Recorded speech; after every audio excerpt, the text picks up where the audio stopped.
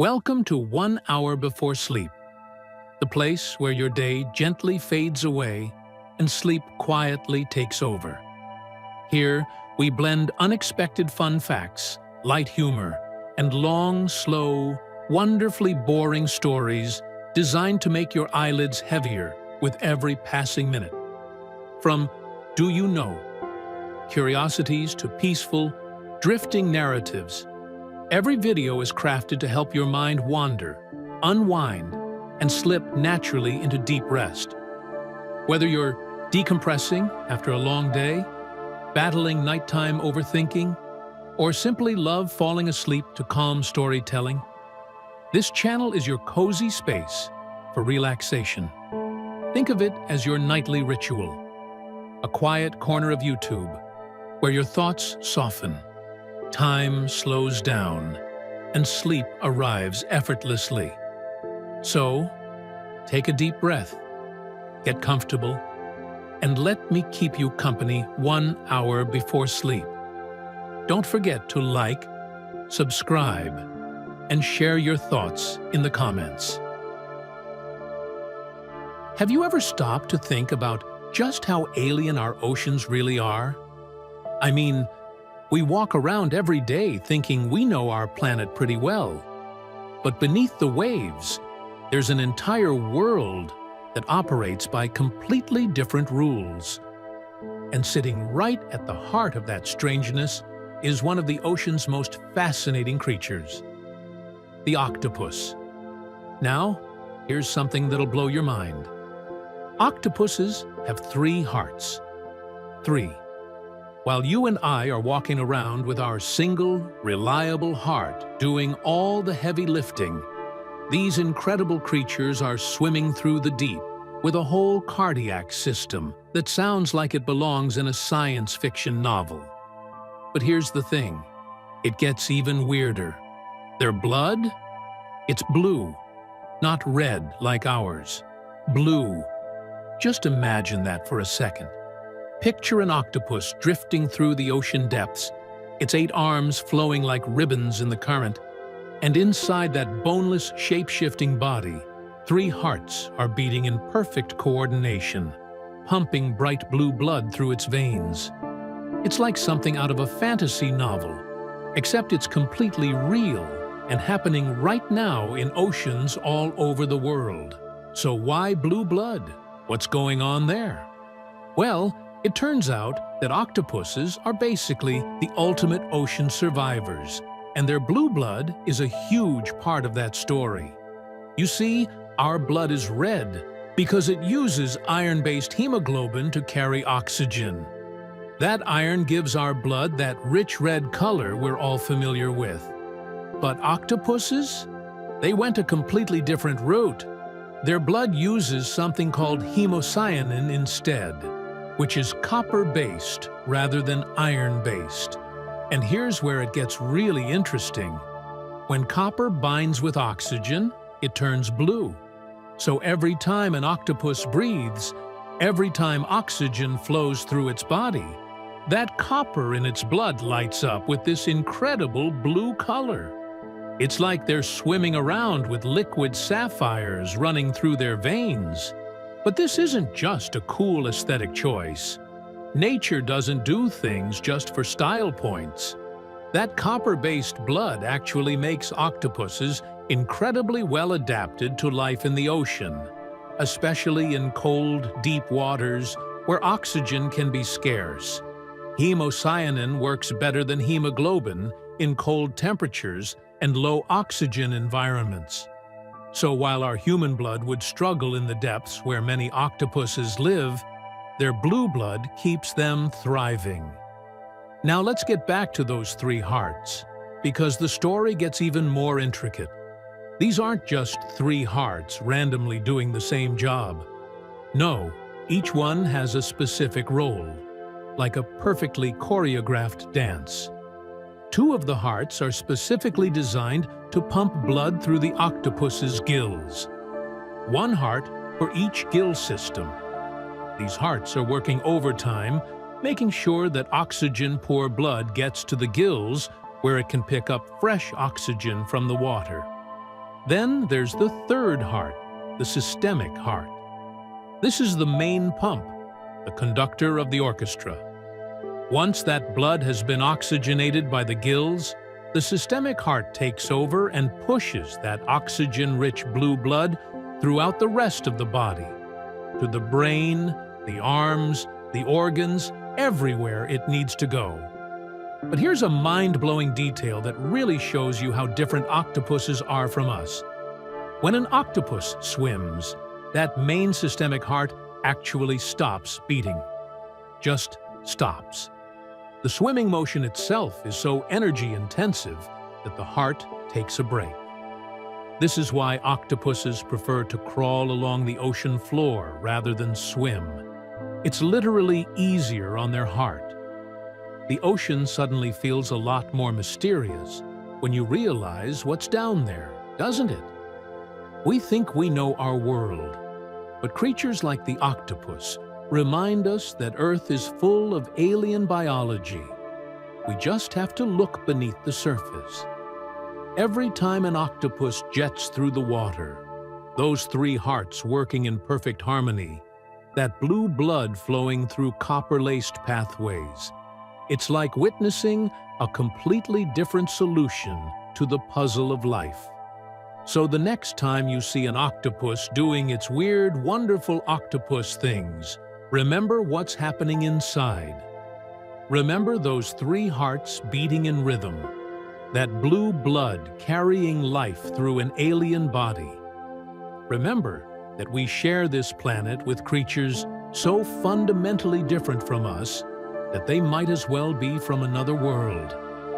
The ocean keeps its secrets well, but every now and then, creatures like the octopus give us a glimpse into just how wild and wonderful those secrets really are.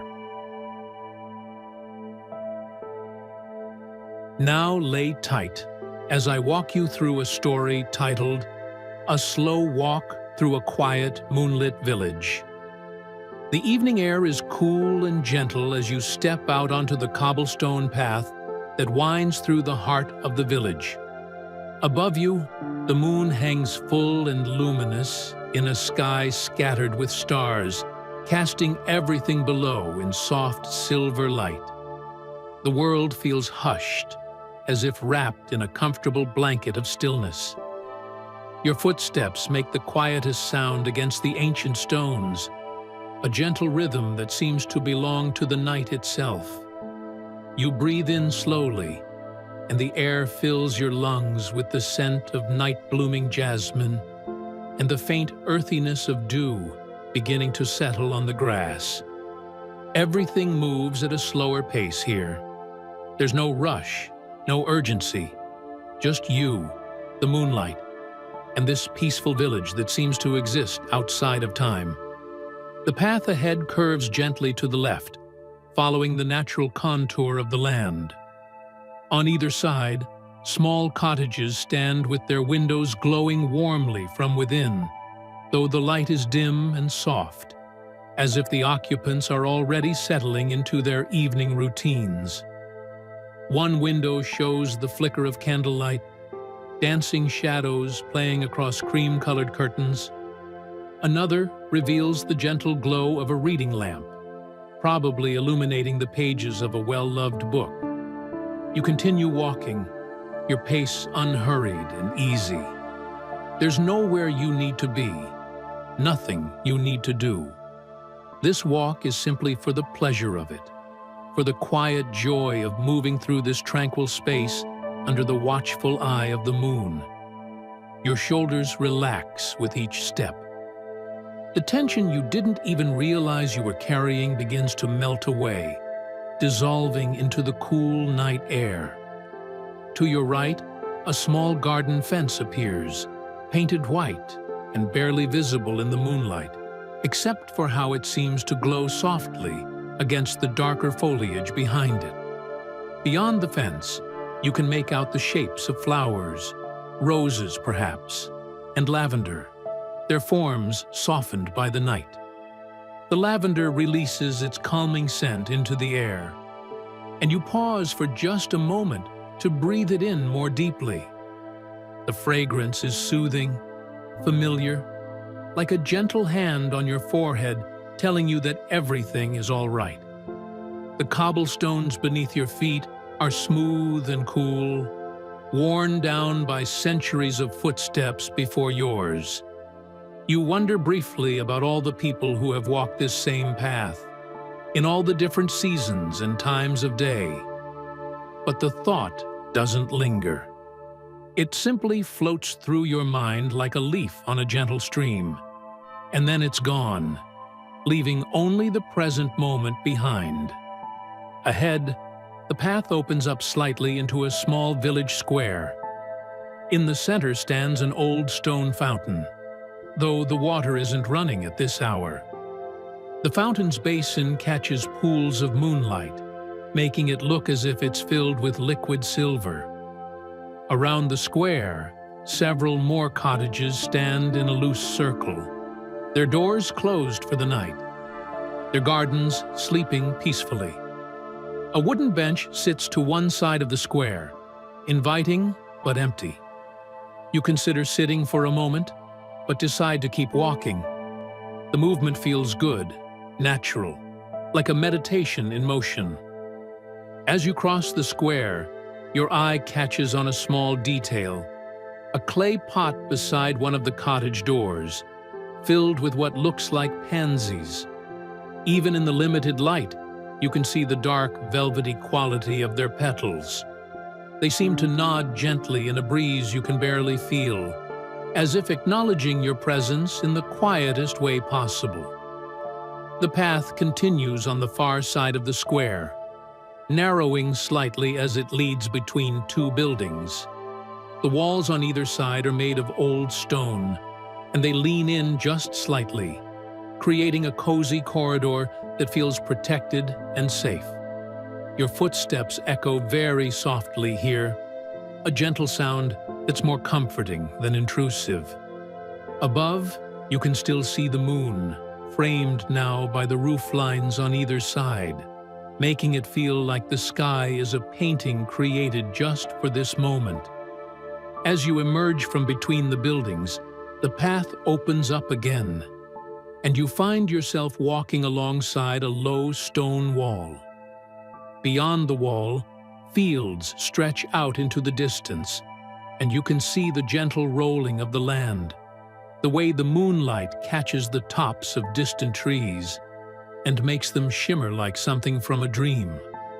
The air here is even cooler, fresher, carrying with it the scent of grass and wildflowers and the deep, rich smell of earth. You lean against the stone wall for a moment, just taking it in. The wall is solid beneath your hands, slightly rough, but pleasantly so. It's been here for a long time, you think. It will be here for a long time still. There's something deeply comforting about that, the permanence of it, the way it simply exists without needing anything from anyone.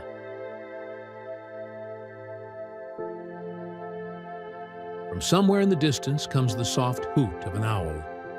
The sound is low and mellow, perfectly suited to the night. You listen, wondering if you'll hear it again, and after a moment, you do. Two notes, clear and pure, floating through the darkness. You smile slightly. It feels like the owl is keeping you company, acknowledging your presence in its nighttime world. You continue along the path, following it as it curves back toward the village center, though taking a different route than the one you came. Here, the cottages are slightly larger, and you can see that some of them have small front porches with rocking chairs or simple wooden seats. One porch has a wind chime hanging from its eave, and though there's barely any breeze, it occasionally releases a single quiet note, a small ping of sound that seems to belong perfectly to this peaceful night.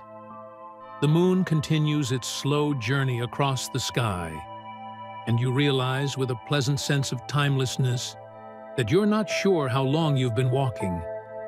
It could be 15 minutes or 45, It doesn't matter. Time feels different here, stretched out and soft, like honey spreading slowly across warm bread.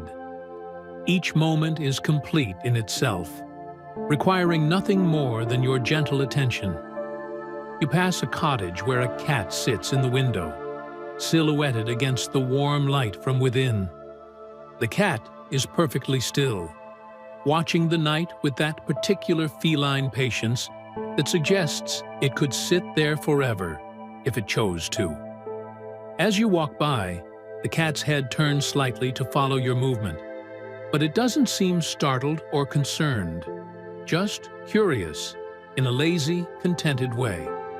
You raise your hand in a small wave, feeling slightly silly, but also perfectly natural doing so, and then you're past, continuing on your way. The path begins to slope very gently downward, and you realize you're heading toward the far edge of the village, where it meets the forest. You can see the dark line of trees ahead, their forms creating a soft boundary between the cultivated space of the village and the wild space beyond. But even the forest feels peaceful tonight, not mysterious or threatening, just another part of this gentle world you're moving through. As you get closer to the forest edge, you notice a small wooden bridge crossing what must be a stream, though you can't see the water clearly in the darkness. You can hear it, though, a very soft, trickling, burbling sound that adds another layer to the quiet symphony of the night. The sound of the water is incredibly soothing, and you stop for a moment on the bridge, resting your hands on the simple wooden railing and just listening. The stream below is moving slowly, peacefully, in no particular hurry to get anywhere. It's just flowing because that's what streams do, following the path of least resistance, moving around rocks and under overhanging grass, on its endless journey from somewhere to somewhere else. You watch the occasional glint of moonlight on the water's surface, seeing how the light breaks and reforms, dances and settles in an ever-changing pattern that somehow never changes at all. After a while, you're not sure how long, you continue across the bridge. On the other side, the path curves back toward the village center, but from a different direction. You're making a gentle loop, you realize, that will eventually bring you back to where you started. The thought is satisfying. There's something perfect about a circular journey, about returning to your beginning but with the experience of everything in between. The cottages here are smaller, more closely nestled together, with shared walls and tiny gardens squeezed into every available space. Window boxes overflow with trailing plants, ivy perhaps, or some kind of flowering vine that's closed its blossoms for the night. Everything is sleeping, resting, gathering energy for tomorrow. The whole village feels like it's breathing in unison, a slow, deep breath in, a slow, gentle breath out. You pass a small chapel, its simple steeple pointing up toward the stars. The door is closed, but through the windows, you can see the faint flicker of votive candles, left burning for prayers said earlier in the day. The light is warm and golden, so different from the cool silver of the moonlight, and the contrast is beautiful. The chapel seems to glow from within, like a lantern in the night, a small beacon of warmth and comfort. Your own pace has slowed even further now, each step deliberate and calm. Your breathing has deepened without you consciously choosing it, matching the rhythm of your footsteps. In, step, step. Out, step, step. It's meditative, this walking, this breathing, this simply being present in this quiet place. A dog barks once in the distance, but it's not an alarmed bark, just a single woof, as if the dog felt the need to announce something but couldn't quite remember what. Then silence returns, even deeper than before, as if the sound emphasized the quiet rather than breaking it. You notice more small details now, the way the moonlight catches on a metal door handle, making it gleam. The shadow of a gnarled tree branch creating intricate patterns on a whitewashed wall. A ceramic roof tile that's slightly out of place, tilted at an angle different from its neighbors. None of these things are important, but all of them are interesting, worthy of your gentle attention. The path leads you past a small vegetable garden, the plants arranged in neat rows that you can just barely make out in the darkness. There are tomato plants on stakes, their leaves a particular shape against the sky, low-growing leafy things that might be lettuce or cabbage, the work of someone who tends this earth with care and patience, day after day, season after season. You feel a warm appreciation for this unknown gardener, for all the people in this village who live their quiet lives, growing their food, tending their homes, being part of this peaceful place. Around another gentle curve, and you can see that you're approaching the village square again, completing your loop. But you're not quite ready to finish your walk, so you slow even further, drawing out these last few moments. There's no rush. There never was. The moon will keep shining. The village will keep sleeping peacefully, and you can take all the time you need. You notice a street lamp now that you somehow missed before, or perhaps you approached from a different angle. It's an old-fashioned lamp with a glass enclosure, and inside, a warm golden light glows steadily. Moths flutter around it lazily, drawn to the light, but not frantic about it, just curious and content to circle slowly. You watch them for a moment, their wings occasionally catching the light and seeming to become translucent, almost magical. The square is just ahead now, the fountain at its center still catching pools of moonlight in its basin. You decide to sit on that bench you noticed earlier, just for a moment, to rest and appreciate everything you've experienced on this gentle walk. The bench is smooth and slightly cool as you settle onto it, but not uncomfortably so. You lean back, letting your shoulders relax completely, and look up at the sky. The stars are brilliant tonight, scattered across the darkness like diamonds on velvet. You pick out the constellations you know. There's the Big Dipper and Orion's Belt, and what might be Cassiopeia, though you're not entirely sure. It doesn't matter whether you're right or wrong. They're beautiful either way. The moon is slightly lower in the sky now than when you started your walk, continuing its own patient journey across the heavens.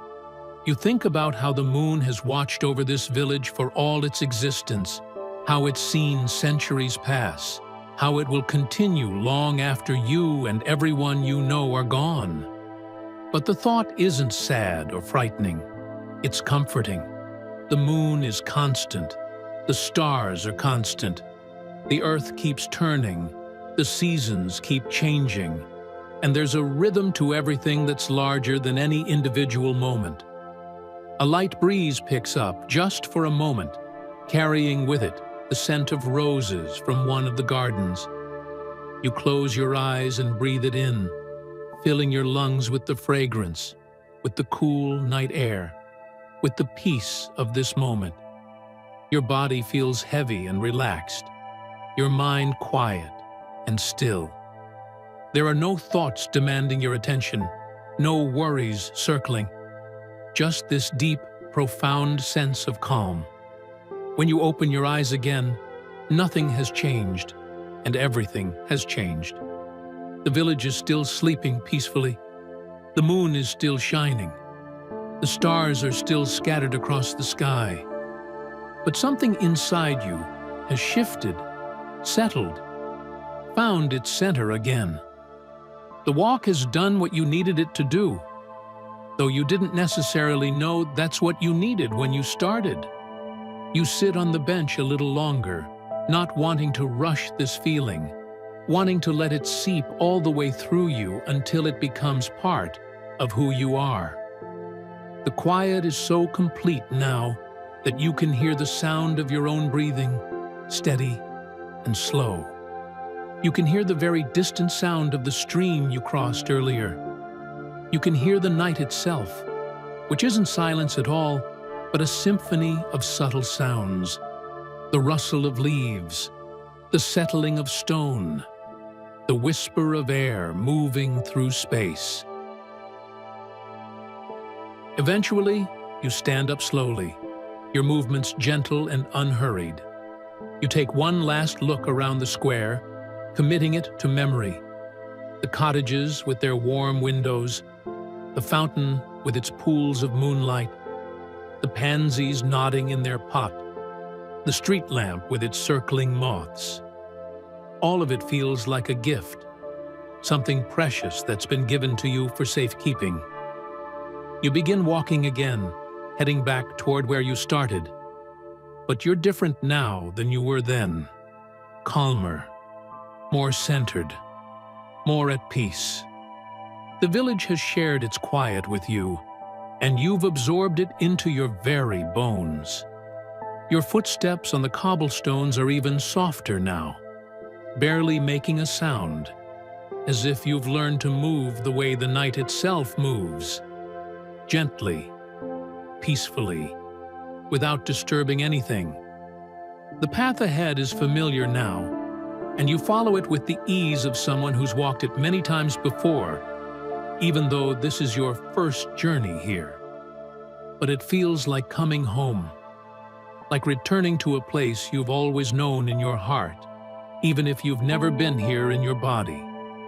The moon continues its vigil overhead, and the stars continue to shine, and the village continues to sleep peacefully, and you continue to walk, one slow step after another, breathing in the night air, feeling the cool stone beneath your feet, being exactly where you are in exactly this moment. And that is enough. That is everything. That is perfect. As you near the end of your walk, you feel a deep gratitude welling up inside you. Gratitude for this village, for this night, for this moon, for this moment of peace and stillness in a world that so often feels rushed and chaotic. You've been given a gift tonight, the gift of quiet, of slowness, of simply being present in a beautiful place. You take one final deep breath, letting it fill your lungs completely, and then releasing it slowly, letting go of anything you don't need to carry anymore. The breath out feels like a blessing, like a thank you, like a promise to remember this feeling and carry it with you wherever you go. The walk is ending, but the peace it's given you will remain.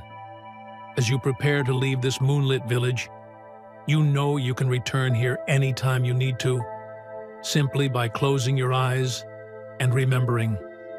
Remembering the cobblestones and the moonlight, the sleeping cottages and the distant owl, the trickling stream and the flowering gardens. It's all here inside you now, a quiet place you can visit whenever the world becomes too loud. And with that thought, with that promise, you complete your slow walk through this quiet, moonlit village, carrying its peace with you like a lantern in the darkness, a light that will guide you gently home. Now, just allow the rest of the night to carry you. I'll leave you with some calm sounds. Sleep well, and good night.